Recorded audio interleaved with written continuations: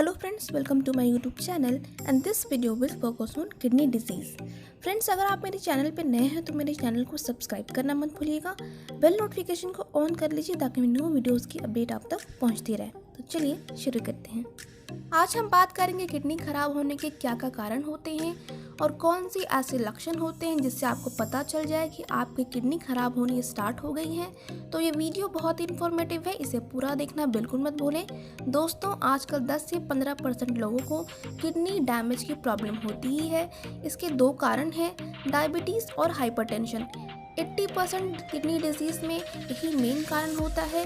Diabetes होने के तुरंत बाद ही किडनी डैमेज होना स्टार्ट नहीं होता है, 10 से 15 साल बाद ही शुरू होता है। अगर आपका शुगर बिल्कुल कंट्रोल में है, ग्लूकोज लेवल नहीं बढ़ता है तो किडनी डैमेज नहीं होगा। लेकिन अगर आपका शुगर लेवल बहुत हाई रहता है तो किडनी डैमेज होने का खतरा बहुत बढ़ जाता है। जब भी हमारी बॉडी में किडनी प्रॉपर तरीके से काम नहीं करेगी तो हमारी बॉडी कई तरह के लक्षण या सिम्टम्स देती है और अगर इन लक्षणों को हम पहचान लेते हैं तो जल्द से जल्द हम ट्रीटमेंट शुरू कर सकते हैं और किडनी फेल होने से बच सकती है। अब बात करते हैं हमारी किडनी का फंक्शन क्या होता है। हमारी बॉडी में 2 किडनी होती है, एक लेफ्ट में एक राइट में। जब भी आप खाना खाते हैं, पानी पीते हैं तो जो भी एसेंशियल मटेरियल होता है वो बॉडी रख लेती है और जितना भी वेस्ट मटेरियल जो हार्मफुल टॉक्सिन्स होती हैं उसे हमारी बॉडी यूरिन के थ्रू बाहर निकाल देती है और बाहर निकालने में हेल्प करता है किडनी।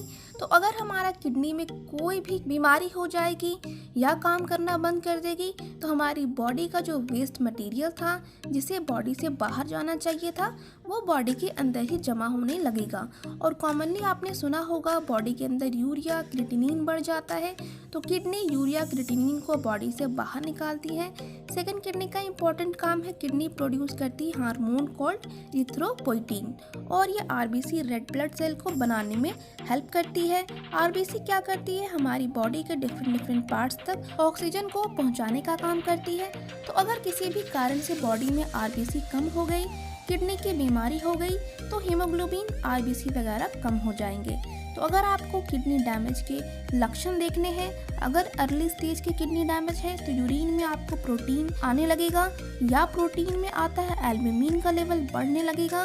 पेशेंट को कुछ पता नहीं चलता है, एल्ब्यूमिन का लेवल यूरिन में बढ़ने लगता है तो आपको यूरिन ब्लड टेस्ट करवाना है और उसमें एल्ब्यूमिन का लेवल देखना है और क्रिएटिनिन देखना है। अगर किडनी डैमेज है तो एल्ब्यूमिन का लेवल बढ़ा हुआ मिलेगा और एल्ब्यूमिन क्रिएटिनिन रेशियो जिसे ACR रेशियो बोलते हैं उससे पता करते हैं किडनी डैमेज हो रहा है या नहीं। किडनी फंक्शन टेस्ट भी होता है जिसमें सोडियम पोटेशियम यूरिक एसिड भी इंक्लूड होता है, वो भी करवा सकते हैं। लेकिन स्टार्टिंग में यूरिया एंड क्रिएटिनिन देखना है क्योंकि जब भी किडनी काम नहीं करेगी तो यूरिया एंड क्रिएटिनिन जो टॉक्सिक प्रोडक्ट है वो ब्लड में जमा होने लगेंगे। उसमें क्रिएटिनिन ज़्यादा इम्पॉर्टेंट है क्योंकि क्रिएटिनिन से GFR निकलता है। डॉक्टर्स GFR निकालते हैं, ग्लोमेरुलर फिल्ट्रेशन रेट, मतलब आपका किडनी की जो पर्टिकुलर यूनिट है 1 मिनट में कितना ब्लड फिल्टर कर पा रही है, glomeruli. Glomeruli means tiny filters, छोटी छोटी छेद होती हैं छलनी की तरह। जो भी वेस्ट मटेरियल या कचरा होता है ब्लड में, किडनी में जो छलनी होती है उसे छानने फिल्टर करने का काम करती है। तो इससे पता चलता है GFR क्रिएटिनिन से निकाली जाती है। नेट पे भी आप सर्च करेंगे हाउ टू कैलकुलेट GFR तो आ जाएगा। उसमें वैल्यू पुट करना है क्रिएटिनिन का, आपका एज, जेंडर, वेट और हाइट, तो GFR कैलकुलेट करके बता देगा। नॉर्मल GFR 90 ml पर मिनट से ज़्यादा होना चाहिए। अगर उससे कम आने लगे तो उस बेसिस पे डॉक्टर किडनी डैमेज को डिवाइड करते हैं, माइल्ड, मॉडरेट, सीवियर डैमेज। तो 2 ब्लड टेस्ट होते हैं, एक यूरिन में और एक ब्लड में। इससे अर्ली डैमेज का साइन पता चल जाता है और वहाँ पर आप सुधार कर सकते हैं। अपने डायबिटीज़ को कंट्रोल कीजिए, हाइपरटेंशन से बचिए, खाने पीने में सुधार करें तो किडनी ज़्यादा डैमेज नहीं होगा। लेकिन अगर किसी में किडनी ज़्यादा डैमेज हो रही है तो आप देखेंगे यूरिन में बदलाव देखने को मिलेगा क्योंकि किडनी की काम करने की क्षमता कम हो गई है तो यूरिन कम बनेगा, पेशाब का कलर चेंज हो जाएगा और आप देखेंगे यूरिन में झाग बनने लगेगा। ये तब होता है जब यूरिन के साथ प्रोटीन बाहर आने लगता है इसे प्रोटीनूरिया कहते हैं। यूरिन रेडिश कलर का खून मिला हुआ दिखेगा, आपको यूरिन पास करने में तकलीफ होगी, थोड़ा थोड़ा यूरिन पास होगा या बहुत ज़्यादा भी यूरिन पास हो सकता है। तो अगर इस तरह के लक्षण आपको देखने को मिल रहे हैं तो आप डॉक्टर से ज़रूर कंसल्ट करें, क्योंकि कहीं ना कहीं आपकी किडनी प्रॉपर तरीके से काम नहीं कर रही है।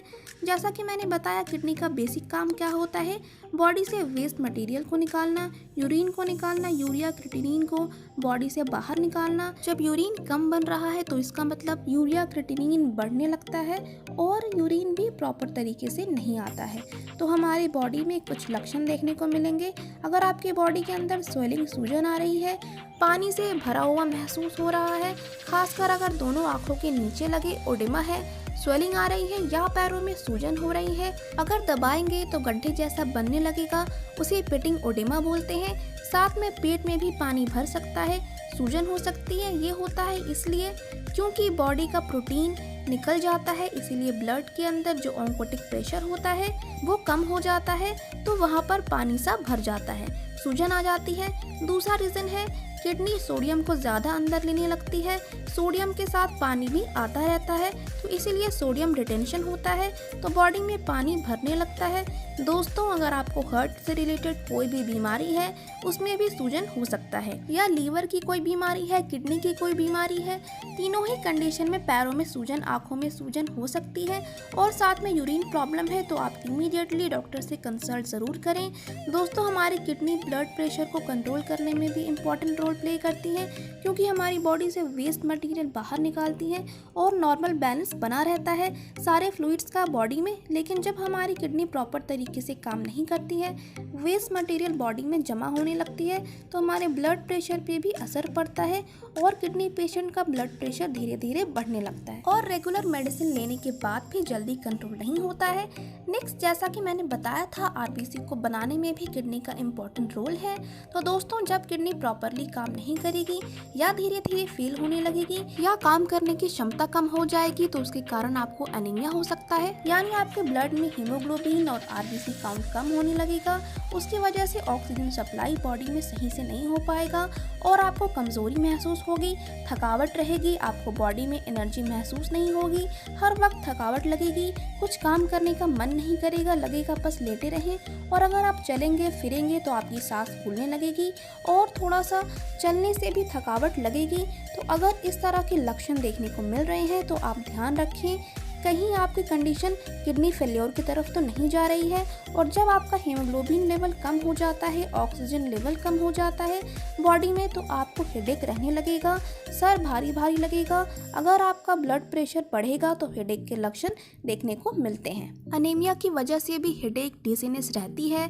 इन सब की वजह से आप देखेंगे कि मेमोरी पावर कम हो जाता है, कंसंट्रेशन पावर कम हो जाता है, तो उस तरह के मेंटल सिम्टम्स भी देखने को मिलते हैं। धीरे धीरे आपको भूख भी कम लगेगी, खाना खाएंगे तो टेस्ट पता नहीं चलेगा, खाने का स्वाद नहीं आएगा, मुंह में कड़वा टेस्ट बना रहेगा। इन सब की वजह से वॉमिटिंग, नौजिया यानी जी मितलाना या उल्टी भी हो सकती है और धीरे धीरे आपका वजन कम होता जाएगा, मुंह में अजीब सा गंदा स्मेल बना रहेगा। तो ये सारे लक्षण किडनी खराब होने की कंडीशन में देखने को मिलते हैं। जब किडनी वेस्ट मटेरियल को बाहर नहीं निकाल पाती है तो वो बॉडी के अंदर ही जमा होने लगती है, तो उसकी वजह से कुछ केसेस में स्किन डिजीज भी होने लगती है। आपके स्किन के ऊपर जगह जगह खुजली होने लगेगी, छोटे छोटे दाने निकलने लगेंगे और आप कमर में दर्द महसूस कर सकते हैं, कमर में जकड़न सी रहेगी, पैरों में दर्द, मांसपेशियों में जकड़न, कमजोरी देखने को मिलती है। तो ये सारे लक्षण देखने को मिलेंगे। अगर आपकी किडनी सही तरीके से काम नहीं करेगी या किडनी में कोई तरह की बीमारी हो रही है तो दोस्तों, होम्योपैथी किडनी डिजीज ने बहुत ही अच्छे रिजल्ट दे दी है। अब मैं आपको कुछ होम्योपैथिक मेडिसिन बताऊंगी जो किडनी डिजीज में यूज होती है। सबसे पहली मेडिसिन है NL2 ड्रॉप। अगर आपका यूरिया क्रिएटिनिन लेवल बढ़ा हुआ है या GFR लेवल कम है, आप इस मेडिसिन को यूज कर सकते हैं। 20 बूंद आधे कप गुनगुने पानी में 3 से 4 टाइम लेनी है। दूसरी मेडिसिन है सीरम एंगुल। 6x जब आपका यूरिया क्रिएटिनिन लेवल बहुत बढ़ गया है, GFR बहुत कम है, तो इसकी 4 बूंद थोड़े से पानी में डालकर 3 टाइम लेनी है। नेक्स्ट मेडिसिन है जो किडनी फेल्योर में बहुत अच्छे रिजल्ट देती है, वो है टर्बिनथिना 30। इसकी 4 बूंद 3 टाइम लेनी है। ये सारी मेडिसिन यूरिया क्रिएटिनिन लेवल को मेंटेन करने में काफ़ी अच्छा काम करती है।